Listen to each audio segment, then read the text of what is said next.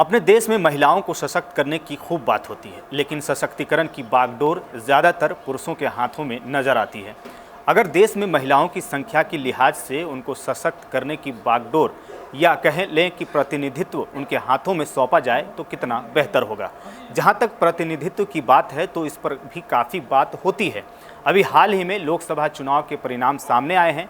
लोकसभा में भी महिलाओं के प्रतिनिधित्व को लेकर के काफ़ी चर्चा हो चुकी है, आरक्षण भी मिल चुका है। आज हम इस वीडियो में महिलाओं के प्रतिनिधित्व को लेकर बात करेंगे कि इस बार के लोकसभा चुनाव में कितने प्रतिशत महिलाओं को टिकट मिला, किस पार्टी ने कितनी टिकट दी, कई चर्चित महिला प्रत्याशी इस बार चुनावी मैदान में थी, उनका क्या हुआ, कौन जीतकर लोकसभा पहुंची और कौन हार गई।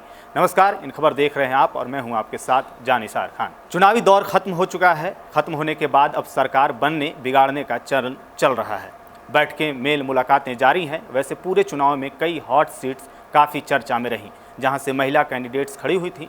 कई बड़े मार्जिन से जीत कर आईं तो कई लोकप्रियता के बाद भी पीछे रह गईं। कई दशकों से दोनों सदनों में 1/3 महिला आरक्षण की बात हो रही थी, लेकिन ये आते आते रुक जाता था। ज़्यादातर दल आपस में ही खींचातानी कर रहे थे कि रिजर्वेशन ना मिल सके। उन्हें डर था कि बिल पारित हो गया तो उनके पास मजबूत महिला लीडर है ही नहीं, तो उनकी सीटें प्रभावित होंगी।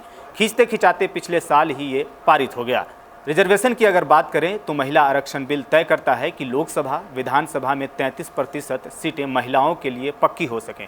काफ़ी लंबी बहसा बहसी के बाद ये रिजर्वेशन लाया जा सका। प्रतिशत के हिसाब से देखें तो सीधा मतलब है कि लोकसभा की 543 सीटों में से 181 सीटें महिलाओं के लिए पक्की रहेंगी।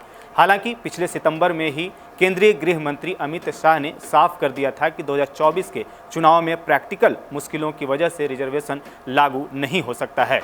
जनगणना और परिसीमन के बाद इसमें तेजी आएगी। देखा जाएगा कि कुल आबादी में महिलाएं कितनी हैं, इसके बाद उनका प्रतिनिधित्व तय होगा।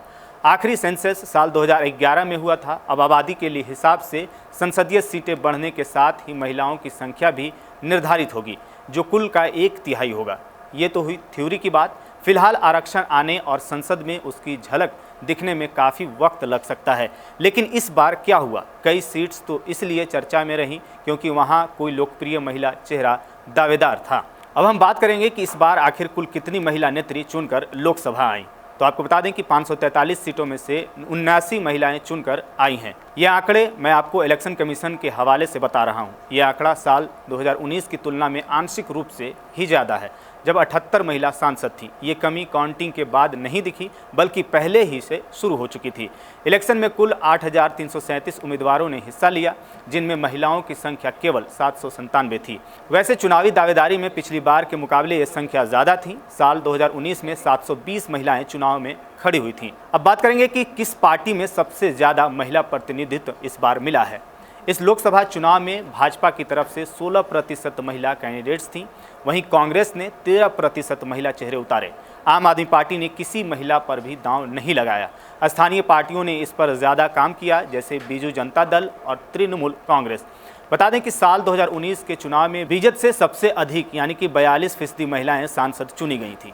वहीं टीएमसी से 39% महिलाएं सांसद बनी थीं। इसके बाद वाईएसआर से 18%, भाजपा से 14%, शिवसेना से 11%, डीएमके से 8% एवं जेडीयू से 4% महिलाएं सांसद चुनी गई थीं। अब अगर इस बार के जीत हार का आंकड़ा देखें तो भाजपा की 69 महिलाओं में से लगभग आधी की जीत हुई है।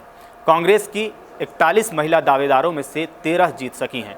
वहीं तृणमूल कांग्रेस ने 12 महिलाओं को टिकट दी थी, जिनमें से 10 को जीत मिली है।